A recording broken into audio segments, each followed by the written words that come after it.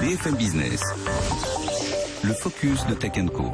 Focus sur les métiers qui vont cartonner en 2016, les métiers de la tech naturellement. On en parle avec nos invités ce soir. On est avec Bénédicte de Raffelis Soissons. Bénédicte, bonsoir. Bonsoir Sébastien. Fondatrice de Clustry, donc c'est un logiciel qui aide comme ça les entreprises à retenir, à développer finalement les talents qui sont souvent en interne, qu'on n'a pas besoin forcément de débaucher chez les petits copains. Et vous collectez, donc vous analysez des dizaines de profils comme ça pour vos clients.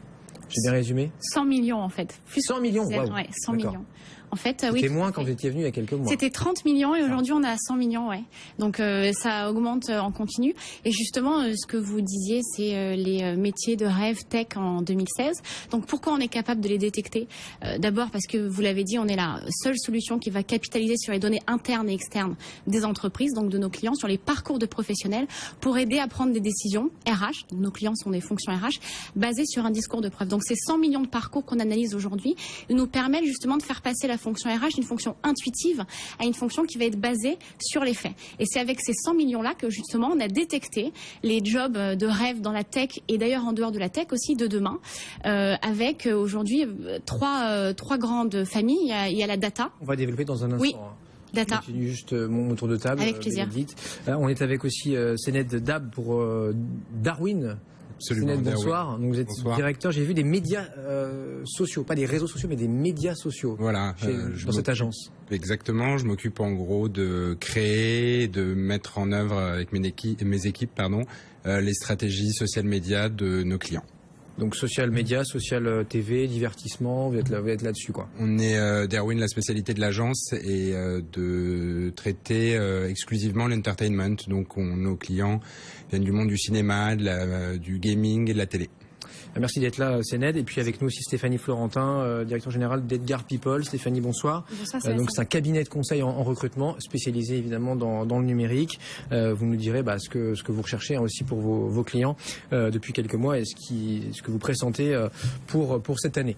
Delphine Sabatier m'accompagne de 01. Rebonsoir Delphine. Bonsoir Sébastien. Et tu poseras évidemment les questions qui te viennent à l'esprit dans les prochaines secondes. Peut-être oui, on revient sur vous Bénédicte. Comment a été fait cette étude là qui me donné l'envie de vous inviter ce soir et de monter ce focus sur les 10 jobs de rêve, essentiellement tech, mais tout n'est pas que tech, c'est vrai. Tout à fait. Donc on a analysé ces 100 millions de parcours et en fait on a fait deux choses. La première chose, c'est qu'on a regardé par rapport aux tendances 2015 quels étaient les métiers sur lesquels il y avait plus de demandes du côté des entreprises, mais aussi du côté des salariés et des candidats. Donc ça c'est la première chose. Et la deuxième chose, c'est qu'on a regardé par rapport aux prédictions qu'on peut faire sur 2017 et à l'évolution du marché et des besoins des entreprises sur le digital qui vient révolutionner justement les entreprises et les métiers, quels étaient tous les jobs qui allaient vraiment se développer demain. On a fait un top 10, évidemment il y en a d'autres. Et dans ce top 10, comme je le disais, il y a trois catégories. Il y a beaucoup de tech, c'est vrai. Il y a les métiers de la data, donc le data scientist. Donc aujourd'hui, c'est la tarte à la crème. Parle, tarte à la crème. À votre place, Randindi, donc il y en a à la place de Paris, énormément. C'est d'anciens statisticiens en fait. Avant on appelait ça statisticiens, aujourd'hui on est data scientists, mais bon. On a changé le nom ou c'est vraiment nouveau là, parce que. En fait on a une approche plus tech, mais le métier et les compétences sont exactement les mêmes. Mais c'est une approche plus tech et puis oui, c'est un peu plus sexy que statisticien. Il y a l'architecte big data. Ensuite, il y en a dans la communication aussi avec le social media manager et puis dans la technique pure avec les développeurs d'applications mobiles. C'est quoi le social media manager? C'est l'ancien community manager ou ça n'a rien à voir? C'est un peu différent. Le community manager, il va pouvoir gérer des communautés quel que soit en fait le support. Oui. Et le social media manager, il va gérer justement tout ce qui est les réseaux sociaux. D'accord. Donc c'est un petit peu différent. On voit qu'il y a une spécification de ces métiers-là. Donc ces trois grandes familles. Une chose quand même qui est intéressante dans l'infographie qu'on voit, c'est que finalement, contre toute attente, même si ces métiers sont nouveaux, les gens qui les occupent aujourd'hui ne ressemblent pas exactement au descriptif des métiers. Je prends un exemple, le Chief Digital Officer, dont on entend aussi énormément parler. Donc, CDO, tout le monde maintenant. CDO, tout le monde cherche le CDO de demain, CDO quand exactement. Pas encore. Dans les grandes entreprises, et en fait, et le type qui va être chargé d'apporter plein d'idées, stratégie au COMEX, digitale, puis parfois de transformer, quand on est un peu en retard, qu'on se fait faire la transformation digitale de l'entreprise. entreprises, exactement. Digitale. Et aujourd'hui, on voit que c'est d'anciens CEO start-up ou d'anciens directeurs de la R&D. Donc, à la base, rien à voir avec le digital. Ou aussi le data scientist qui peut être un ancien analyste de marché, ou encore le chef de produit web et mobile. On voit dans l'infographie qu'il y a un ancien community manager, ce dont vous parliez juste avant. C'est aussi le message ce soir, hein, Stéphanie, c'est de dire si vous n'êtes pas data scientist, chief digital officer ou tout ça, c'est pas grave, justement, parce que là, comme ce sont des nouveaux métiers, on va les recruter avec des gens qui ont d'autres qualités, d'autres jobs aujourd'hui. Oui, tout à fait. De toute façon, le digital connaît un plein boom depuis pas mal d'années. Le data scientist, la Harvard Business School, il y a 2 ans déjà, en faisait le métier le plus sexy. Bon, on y est toujours, hein, il est toujours aussi sexy. Mais c'est vrai que tout le monde a sa chance. Il faut juste, il faut juste l'envie, et on peut rebondir énormément dans le digital. Et ce sont les mieux payés par définition ou pas forcément là? Plus on est recherché. Lesquels? Si on prend le data scientist, ancien statisticien, est-ce que comme c'est l'un des plus recherchés dans les boîtes Oui, c'est très. Mais il y a aussi d'autres jobs très très bien payés parce qu'il y a une énorme pénurie. Les profils qu'on appelle RTB aussi sont pénuriques. Dans les devs, c'est incroyable. De toute manière, on voit aujourd'hui que l'échelle de salaire pour les métiers du digital est complètement, et même parfois ahurissante. Donc oui, tous les profils tech sont très recherchés et plutôt bien payés. Bon marché, Delphine, par rapport à ce qui se passe. Évidemment, la tarte à la crème, c'est de citer la Silicon Valley, mais on est 2-3 fois moins cher. On n'a pas les profils de stars avec les boîtes qui embauchent des noms plus que des profils finalement. Mais c'est vrai que la grille des salaires est complètement explosée aujourd'hui dans le numérique parce que c'est pas forcément les professions qui ont la formation la plus longue ou la plus complexe qui vont être les mieux rémunérées aujourd'hui. Ça fonctionne vraiment à la demande. Et la demande, elle se repose beaucoup aujourd'hui sur les développeurs qui sont pas forcément des professions très diplômées. Donc ça change pas mal la donne par rapport à ce qu'on a connu il y a une dizaine ou une vingtaine d'années. Et les boîtes payent ou pas là pour des développeurs, Stéphanie? Alors, pour les développeurs, oui, mais par rapport au problème de rémunération, c'est vrai que ce qu'on constate, c'est qu'on reste dans cet esprit français où, par exemple, un responsable marketing digital qui va être rattaché à un directeur marketing, qui lui n'a pas cette compétence, comme il lui est rattaché, normalement, doit être moins payé. Sauf que certains profils sont très rares et on en arrive à avoir des gens qui sont plus payés que leur manager. Et ça, c'est très compliqué en fait à faire comprendre aux entreprises. Vous n'en êtes pas là, Sened, chez Darwin? Non, on n'en est pas encore.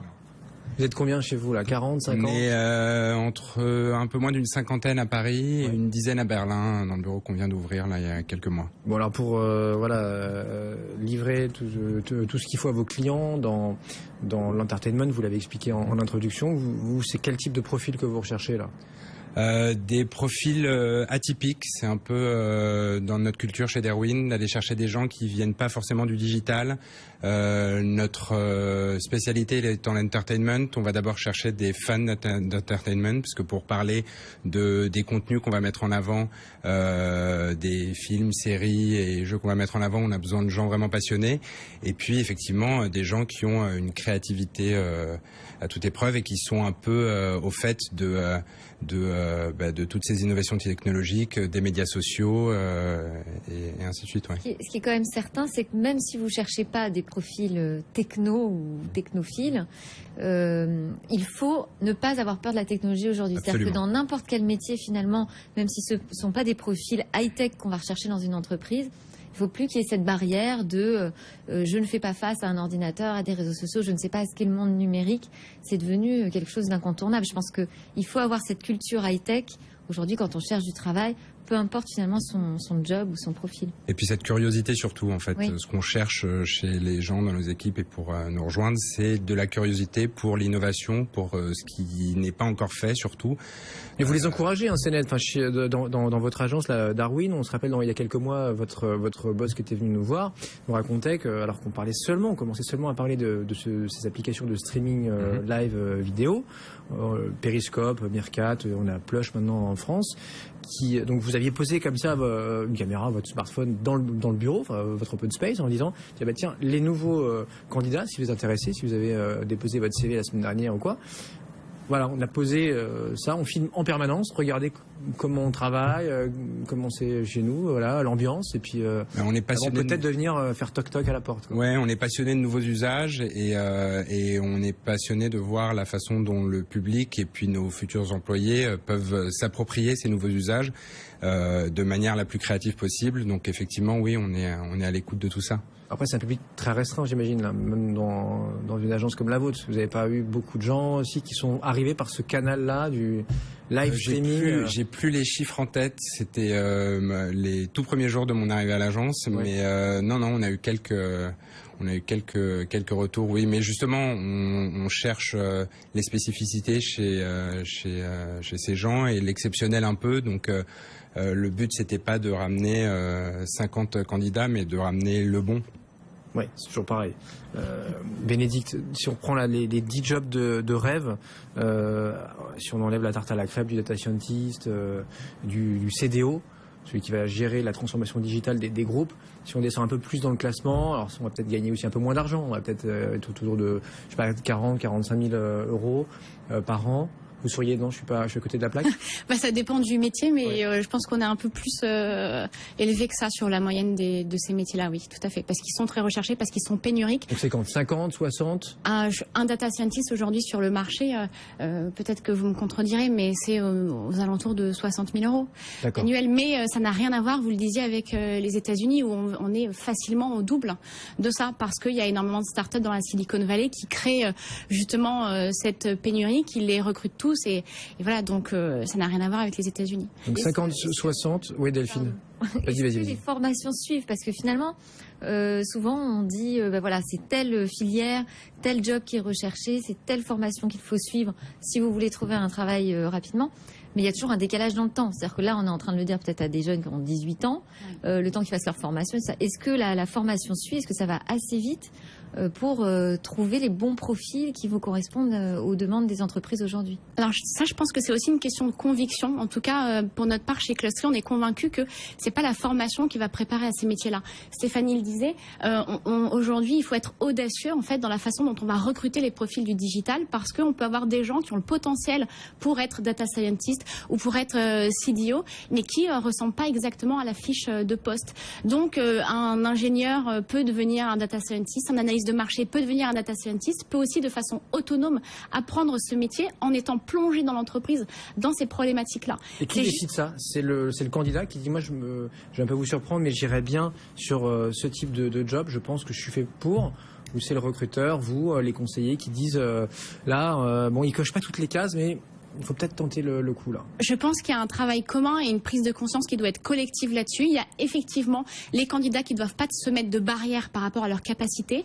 Et ensuite, et c'est notre rôle à tous ici, faire évoluer les mentalités justement des managers. Parce que c'est pas les recruteurs qui sont fermés sur le fait d'avoir des profils un peu différents. Bien souvent, c'est les managers qui définissent une fiche de poste et qui veulent des candidats à clones. Donc c'est à nous, et nous c'est pour ça qu'on analyse aujourd'hui 100 millions de parcours de professionnels, pour montrer que la réalité est différente et que la réalité, c'est pas des clones sur chacun de ces métiers-là. Donc c'est à nous collectivement de prouver, les candidats, les recruteurs, qu'on ne prend pas plus de risques à prendre un profil qui n'est pas prédestiné à ce métier-là. Donc, je pense que c'est une action collective. Un peu d'imagination, un peu de folie chez nos amis RH. Le hashtag TechCo, donc TECHCO sur Twitter, comment se déroule, c'est Meryl qui nous demande ça, comment se déroulent les entretiens 2.0 pour les métiers de la tech? Comment prouver notre créativité, notre passion? Stéphanie, vous qui êtes une chasseuse de tête, là, qui cherchez toujours les... Alors là aussi, ça dépend des métiers. Je dirais que la créativité, ça peut passer déjà par l'approche, le CV, la manière de se présenter. Nous, en tout cas chez Edgar, on n'est plus du tout fan et on rêve qu'il n'y ait plus de CV, parce que je pense que ça ne veut plus dire grand-chose.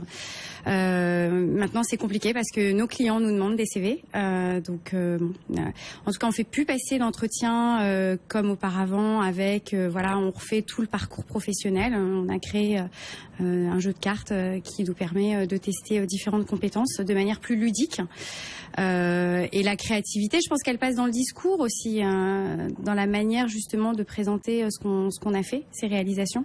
Mais avant d'avoir ce rendez-vous pour le premier job, avant d'avoir le face-à-face où on va pouvoir effectivement montrer qu'on est créatif, intelligent et plein de ressources et d'énergie, il y a quand même le premier casting se fait sur le CV aujourd'hui ou sur le mail de motivation. Ouais. Alors nous, on se distingue si on n'a pas justement de la formation qui coche la case pour le poste pour lequel on postule.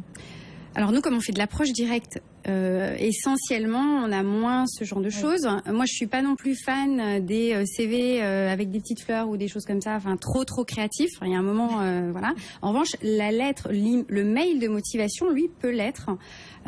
Justement, si on sort un peu des sentiers battus et qu'on illustre, je sais pas, une compétence clé grâce à un exemple percutant, tout de suite, ça fait la différence. Une animation. Oui, ça peut être aussi une vidéo. Les claquettes. C'est net, qu'est-ce qui vous a tapé dans l'œil, même si vous n'êtes pas le DRH de Darwin, mais dans ce type d'agence, il y a même pas DRH d'ailleurs. Si, on a et vous avez quand même un DRH. Un talent manager donc, qui s'occupe de trouver des candidats qui fit aussi avec notre culture, parce que ce qui est très important chez nous et puis dans de plus en plus de start-up et d'agences, c'est la culture d'entreprise. Donc on cherche avant tout des gens qui fit dans cette culture. On a des questionnaires de personnalité pour déjà avoir une première vision sur les différents candidats qu'on a. Et puis, encore une fois, c'est les spécificités, la curiosité et le petit plus que ces candidats nous apportent. Merci Sénède d'être venu donc ce soir sur BFM Business dans Tech & Co. Dans un instant, vous laissez votre place au patron de 360 Learning, qui est une approche particulièrement disruptive là, de la formation professionnelle. Ce sera juste après cette pause. Vous continuez à nous écrire sur Tech Co, le hashtag. On parle ce soir des métiers dont les entreprises auront, voilà, que les recruteurs vont chercher. De quel métier les entreprises auront-elles besoin en 2016? C'est juste après la pause. On est en direct à la radio, à la télé, 21h22.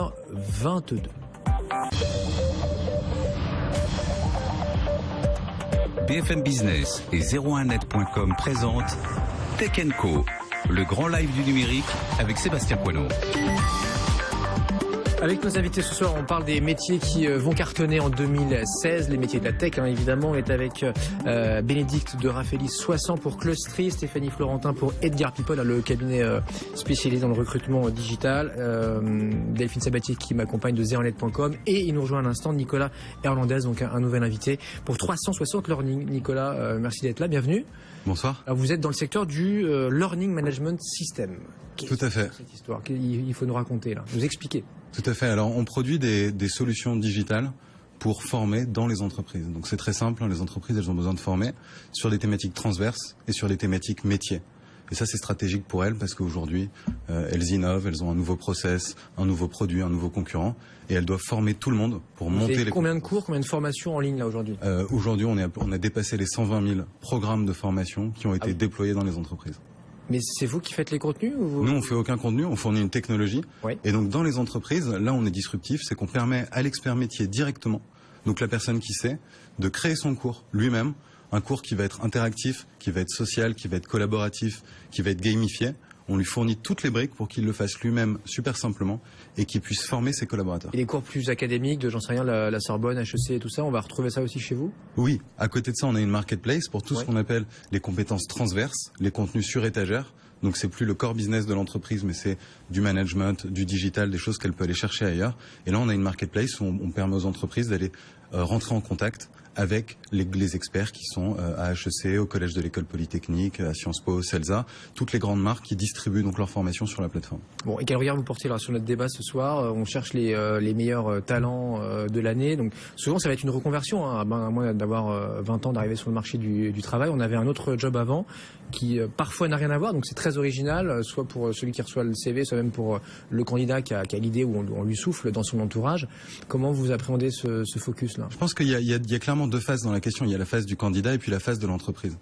Et je crois qu'il y a quelque chose de très intéressant côté entreprise, c'est ce qu'on disait là juste avant que j'arrive, c'est qu'aujourd'hui il y a une question de culture d'entreprise. C'est-à-dire que les candidats, ils cherchent pas à ce qu'on les mette dans une case en leur disant tu vas faire ça et tu vas le faire de manière répétitive toute la journée. Ce qu'ils veulent, c'est apprendre au quotidien avec de la transversalité. Le gars, il vient faire de la data, mais ce qu'il veut, c'est pouvoir parler au marketing, au product manager, aux développeurs, parler à tout le monde. Et cette transversalité-là, c'est un mindset, c'est un état d'esprit. C'est ça l'état d'esprit du digital. C'est je suis capable de comprendre les problématiques business de la boîte. Et en face, on a des entreprises parfois qui ont du mal avec ça, et elles ont tendance à se dire, moi, j'ai des petites cases, et je veux prendre des gens et les mettre dans les petites cases, et ça, c'est ma culture. C'est le logiciel des années 2000. Vous voyez, c'est cette culture de la gestion où on dit notre boîte, on met des SI pour faire de la grosse gestion industrielle en mettant chaque personne dans sa petite case et ça va fonctionner. Aujourd'hui, ça fonctionne plus. Les candidats qui sont bons, c'est là-dessus qu'ils jugent. Ils vont voir une boîte, ils regardent la culture et là ils disent ça c'est pour moi ou c'est pas pour moi. Le cœur stratégique pour les boîtes, il est là. C'est ça le point clé. C'est ce que vous disiez un petit peu en tête, hein, Mademoiselle Bénédicte et Stéphanie, c'est qu'il faut changer un peu les logiciels et que vous avez du mal à faire évoluer ces mentalités-là dans les boîtes, les grosses structures surtout. Oui, c'est ça. C'est la raison pour laquelle ce que dit Nicolas est très vrai, c'est que dans les startups, c'est le cas aujourd'hui. Donc, ces talents-là vont être attirés naturellement par des startups parce que c'est ouvert, parce que la transversalité est possible. Chez nous, par exemple, on a fait évoluer quelqu'un qui était responsable des infrastructures sur le poste de VP Engineering. Ça s'est jamais vu ailleurs, mais il avait le potentiel pour le faire. Dans les grandes entreprises, ils sont beaucoup plus frileux à faire ça. Et c'est la raison pour laquelle, aujourd'hui, ils ont besoin d'être rassurés sur le fait que même s'ils prennent un candidat qui est différent, même s'ils proposent une transversalité, ça ne va pas mettre en péril l'entreprise. Bien au contraire, ça va permettre d'asseoir la productivité et la compétitivité de l'entreprise. Donc elles ont besoin d'avoir des éléments factuels sur lesquels elles peuvent se baser et aller convaincre avec ces éléments factuels des managers, des directeurs en interne, etc. Et donc, nous, c'est notre approche, c'est justement d'être basé sur les faits, sur la data pour aller prouver ça et faire évoluer ces mentalités. C'est vrai que ça prend du temps. C'est vrai que le fait de se baser sur des faits aide, mais ensuite il faut aussi accompagner l'entreprise et sa culture pour que ce soit accepté, non pas ponctuellement, mais que ça se retranscrive à tous les niveaux de l'entreprise et pour tous les types de salariés. Delphine. C'est vrai qu'on a des mentalités à faire changer au niveau des directions. Oui. Parce que c'est une prise de risque en termes de management. On se retrouve avec des gens qui sont beaucoup plus autonomes et qui sont capables de faire différentes tâches et donc d'être transverses par rapport aux services classiques, comme vous disiez, les petites cases. Alors, il y a des initiatives qui sont intéressantes parce que finalement, vous parlez du modèle start-up. Il y a des initiatives qui permettent à des patrons de tester la gestion d'une start-up pendant une journée. On en reparlera peut-être ici. Ça s'appelle En Mode Up. J'ai eu son créateur au téléphone. Et voilà, il plonge comme ça 7 entrepreneurs dans le milieu d'une start-up pendant une journée. Il leur fait découvrir finalement ils peuvent changer des choses dans leur boîte, être hyper agiles, mettre en place des actions qui peuvent prendre d'habitude 2 semaines, 1 mois. Et bien là, en une journée, ils se rendent compte qu'ils peuvent bouger des choses très rapidement grâce à cette agilité, grâce à l'action directe finalement chez eux. Donc ça va prendre du temps, c'est vrai que c'est un problème de génération. La question quand même que moi je me pose, c'est que ça c'est valable pour des postes très recherchés, à forte valeur ajoutée, avec des super profils. Mais comment on fait quand on est une grosse entreprise et que finalement il faut gérer énormément de salariés qui n'ont pas forcément cette agilité ou cette volonté d'être transverse? C'est comment on gère cette double culture dans l'entreprise. Il y a une réponse évidente, c'est presque une perche, c'est la formation, évidemment. Donc c'est la capacité à monter les compétences des personnes. Mais au-delà des compétences, la vision compétences... Parce qu'on ne change pas les gens. Eh ben, je sais pas si on change pas les gens, vous savez. Aujourd'hui, qu'est-ce qu'on voit avec le digital? On dit c'est la révolution digitale, mais la révolution digitale, c'est pas les tweets et les likes. C'est pas qu'on est connecté, qu'on envoie des messages. C'est que cette connexion, elle change le mindset des personnes. En réseau, oui. Exactement. Ils remettent en question ce qu'on leur dit. Il y a 15 ans, le big boss de la boîte disait quelque chose. Il émettait un communiqué de presse. On n'avait pas de choix que d'y croire.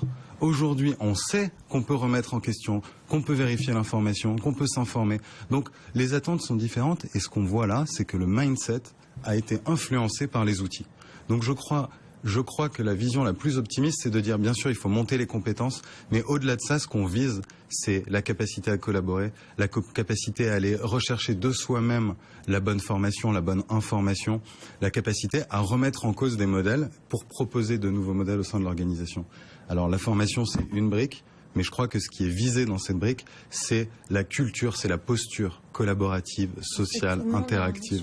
Voilà, c'est ça la question. Est-ce que tous les profils sont prêts à vivre? Stéphanie, Edgar People. Mais je crois que déjà le digital, c'est vraiment l'agilité. Donc les gens qui sont dans le digital sont agiles. Donc les mettre dans une structure qui ne l'est pas ou une structure qui n'a pas envie de changer, ça va pas être épanouissant pour eux. Donc si ces structures ont vraiment envie de faire une transformation numérique, donc il y a une différence entre l'afficher et vouloir la vivre vraiment, mais en tout cas si elles ont vraiment envie de la vivre, il faut accepter que ces profils qui sont agiles, qui sont créatifs, qui sont naturellement collaboratifs, puissent travailler comme ça. Et à partir de ça, les choses vont vont s'enclencher. Comment vous les dénichez pour vos clients, les meilleurs développeurs d'applications mobiles, les brand content managers, donc, qui sont en charge de l'image de marque d'une entreprise? Vous allez les chercher où? Qui sont déjà en poste, ou pareil vous recoupez comme Bénédicte? Oui, comme disait Bénédicte, certains sont en poste au même poste. Oui. Donc bon, là c'est plus facile. Fastoche, voilà. Après il faut les convaincre que l'entreprise est aussi intéressante pour eux. Parce qu'aujourd'hui, les candidats sont pas intéressés par une rémunération, mais par un projet, par le contenu des missions qu'on leur propose. On part pas dans une autre entreprise pour faire la même chose, même si on a un peu plus d'argent. Ou alors nous, on sait, on préfère pas pousser ces candidats, on sait très bien qu'ils vont pas rester longtemps, parce que si une autre entreprise vient derrière et leur propose un projet plus intéressant, ils partiront. Donc c'est pas dans notre intérêt, c'est pas dans l'intérêt du candidat et c'est pas dans l'intérêt du client. Donc voilà, il faut. Et deuxième solution, s'ils sont pas sur ce poste-là, comment les dénicher là? Comment les identifier? Il y a beaucoup de réseaux, ça marche beaucoup par réseau. Même nous, on a des référents, on va dire, en fonction des technologies ou des métiers. Et puis après, c'est beaucoup de rencontres. Notre métier, c'est de rencontrer des gens. Donc, on rencontre les gens et puis on essaie de voir effectivement ce vers quoi ils peuvent tendre comme poste. Mais Stéphanie disait, on ne va pas attirer un candidat par le salaire, mais aujourd'hui, un salarié qui est déjà dans l'entreprise, on ne va pas non plus le retenir avec le salaire. C'est-à-dire qu'avant, on pensait que la rétention, c'était j'offre une augmentation salariale ou je propose un changement de job. Mais en fait, non. C'est le parcours qu'on va pouvoir proposer et le projet global de l'entreprise qu'on va pouvoir proposer aux salariés. Et tout à l'heure, on disait aussi, oui, effectivement, ces profils du digital, il faut pouvoir leur offrir cette transversalité, cette latitude. En fait, on l'a toujours fait pour un certain niveau hiérarchique. C'est-à-dire que quand on est arrivé à un certain niveau de direction de l'entreprise, même les grands groupes, on a cette latitude. On peut passer de la finance à la production, etc. parce qu'on a déjà fait ses preuves. Comment est-ce que ça, et c'est la vraie question, on arrive à l'industrialiser pour tous les profils et tous les types de métiers dans l'entreprise? Parce qu'aujourd'hui, le digital, le numérique, ça touche tout le monde. Donc comment est-ce qu'on montre à tout le monde qu'ils peuvent évoluer de cette façon-là, comme le font les personnes qui sont arrivées à un certain niveau dans l'entreprise déjà depuis un certain nombre d'années? Clustry, vous vous êtes lancé quand, Bénédicte, là, si on parle un peu de start-up? Moi, j'ai déposé les statuts il y a 2 ans de Clustry, mais factuellement, mon premier salarié est arrivé après ma première levée de fonds de 600 000 €, donc c'était en septembre 2014. Et puis là, on est 22 personnes, on a fait la deuxième levée qu'on a annoncée chez vous ici en octobre, et on passe à 35 personnes avant la fin du trimestre. Vous avez levé combien? 2-3 millions? 2,5 millions on a levé sur la deuxième levée de fonds. Bon, et c'est quoi l'objectif en 2016? L'objectif en 2016, c'est que ce message-là qu'on porte, on arrive à convaincre tout le monde du fait que la data, elle aide justement à voir plus de choses, mais à voir mieux, à voir différemment, donc différemment les profils aussi. Et puis c'est d'arriver avec une position de référence sur le marché français, avec tout le CAC 40 en client, et préparer le marché américain pour 2017. Vous avez combien d'entreprises aujourd'hui au CAC? On a une dizaine d'entreprises clientes. Il nous faut les 40, plus le SBF 250 qu'on a commencé, puisque Canal+, c'est un de nos clients, mais ils sont pas dans le CAC 40. SBF 250, donc les 250 plus grosses boîtes françaises. Exactement. Côté. Exactement. Pour faire simple. Bon, le mot de la fin, avec peut-être vous, 360 Learning, comment vous regardez tout ce qu'on a dit là, s'il y avait un ou deux métiers et qu'on vous laisse former là à distance. On parle beaucoup des MOOC. Alors vous, je sais pas si vous incluez là-dedans, parce que c'est pas totalement ouvert. Hein, c'est ça, c'est plus dans le cadre de l'entreprise, oui. Mais c'est des modalités similaires à celles des MOOC. Je pense qu'on va plus loin en termes de gamification, d'interaction avec l'expert, parce que dans le MOOC, c'est la communauté qui interagit un peu entre elles.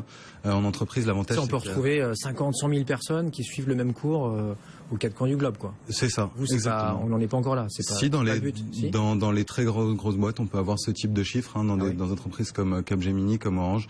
C'est pas 100 000, hein, mais on a aujourd'hui des populations à 5 chiffres. Non, tout à fait. Non, moi je pense que ce que je retiens, et je pense que c'est le message fort sur ces sujets-là, c'est vraiment, pour moi, c'est la culture, et c'est le projet qui est un projet social, quasiment politique, qu'il y a dans cette transformation, de mettre l'humain au centre et de construire des systèmes, de construire des outils, de construire des algorithmes qui donnent la priorité à l'être humain qui est au centre de cette transformation. Et aujourd'hui, si vous avez créé des startups, c'est parce que vous ne l'avez pas trouvé ça dans vos entreprises précédentes? Il y a une grande part de ça, ouais. C'est vrai qu'on a, Sébastien, énormément de startups qui se créent en France. Je pense que c'est une des raisons aussi. C'est un mode d'épanouissement à l'extérieur d'un format classique. Vous étiez salariés tous les trois. Dernière question avant de monter vos boîtes. Ouais. Pendant 4 ans avant de me lancer, Dans quel secteur? je faisais du conseil en stratégie et je voulais évoluer. Pas les RH, quoi. Non, jamais fait de RH avant de lancer Clustery. Et justement, je voulais évoluer et je sentais bien que j'allais être enfermée dans une case par les groupes dans lesquels j'allais pouvoir postuler. Et donc, je me suis dit, qu'est-ce que tu peux faire d'autre? Et pour trouver l'inspiration, j'ai analysé à la main des profils de personnes qui me ressemblaient. Et j'avais la preuve que je pouvais faire des choses très différentes les unes des autres. Et je me suis dit, au lieu de faire ça pour moi, pour ma carrière, j'ai envie de porter cette vision et ce message sur le marché pour convaincre justement que le champ des possibles est ouvert et qu'il ne faut pas en avoir peur. C'est le début de l'aventure Clustery. Exactement. Pas 2 ans. Vous, Nicolas, vous étiez dans une boîte avant? Oui, moi j'étais dans un grand groupe dans la banque. Très bien. Et Stéphanie, pour terminer? Et moi, j'ai travaillé 10 ans dans une maison de luxe au marketing. Rien à voir non plus, alors. Rien à voir non plus. Bon, la nouvelle génération, maintenant, ils zappent cette case-là. Hein. Vous avez suivi, quoi. C'est direct, je monte pas boîte, quoi. Vous parliez d'Isaïe. Pas dans les grosses boîtes. Vous parliez d'Isaïe tout à l'heure. Je crois que leurs 3 derniers investissements, c'est des entreprises étudiantes, donc fondées par des étudiants, encore pendant leurs études. Ils n'ont pas fini encore, limite ils sont pas diplômés, et ils ont déjà créé leur startup. Mais Jonathan Benamou, PeopleDoc, c'est ça, qui a fait une énorme levée, une des plus grosses levées dans les RH l'année dernière. Il a eu l'idée de son entreprise pendant son cursus à HEC et ensuite il s'est lancé directement. Ça peut être aussi un beau tremplin. À tous les trois. Un job après dans une grande Delphine, tu disais, oui. Je disais que ça peut être aussi un beau tremplin, lancer sa start-up dès qu'on est étudiant pour trouver un job dans une belle boîte après. Ça peut être une bonne ligne sur le CV, même si le CV doit être mis de côté. Hein, alors Stéphanie. Et enterré, pourquoi pas même un jour. Merci à tous les 4. Ce soir, on était avec 360 Learning, Nicolas Hernandez avec Stéphanie Florentin pour Edgar People, Bénédicte de Raphaëlis 60 Clustery. À très vite, Delphine, hein, donc de 01 qu'on retrouve dès lundi dans Tech & Co. Courte pause 21h40 à la radio, à la télé, on est en direct toujours. Le hashtag TechCo, TECHCO, pas mal de choses encore, hein, jusqu'à 22h30. On se retrouve juste après ça, tout de suite.